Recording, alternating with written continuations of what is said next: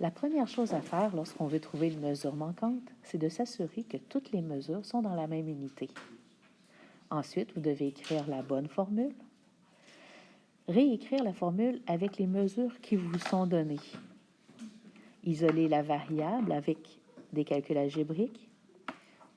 N'oubliez pas d'écrire la bonne réponse avec les unités.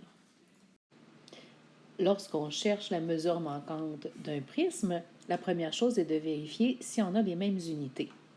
Ici, remarquez qu'on a des décimètres carrés, alors que la hauteur de notre solide est en centimètres. Il faut donc s'assurer d'avoir les mêmes unités. Je vous propose de changer les centimètres en décimètres. Ensuite, on écrit les formules pour lesquelles on a le plus d'informations. Dans ce cas-ci, la formule de l'aire latérale. Périmètre de la base fois hauteur du solide. On la réécrit avec toutes les mesures que l'on connaît et on peut trouver le périmètre de la base en faisant un peu de calcul algébrique. Maintenant qu'on a le périmètre de la base et qu'on sait que c'est une base carrée, on peut écrire la formule du périmètre de cette base. Tout réécrire avec les nombres qu'on connaît nous permet de trouver, à l'aide de calcul algébrique, la mesure d'un côté. Je commence par vérifier. Les mesures qu'on a sont bien toutes dans la même unité, ce qui est le cas.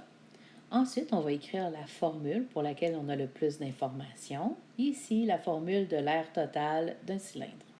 Je vais tout de suite la réécrire plus précisément en développant la formule de l'aire de la base et la formule de l'aire latérale.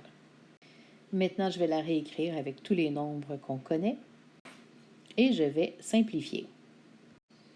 Un peu de calcul algébrique et on va trouver que la hauteur est égale à 13,8239 cm. Maintenant, pour trouver l'apothème de la pyramide à base pentagonale, dont l'aire totale est de 287 décimètres carrés, je commence par vérifier si j'ai seulement des décimètres. Et oui, l'apothème de la base est en décimètres, mais oups, le côté de la base est en centimètres. Changeons-le donc tout de suite pour le mettre en décimètres. Maintenant, j'écris la formule de l'aire totale de la pyramide. Je la réécris avec toutes les mesures que l'on connaît.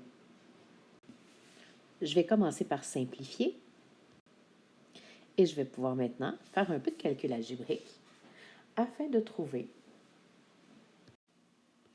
que l'apothème de la pyramide est égal à 12 décimètres.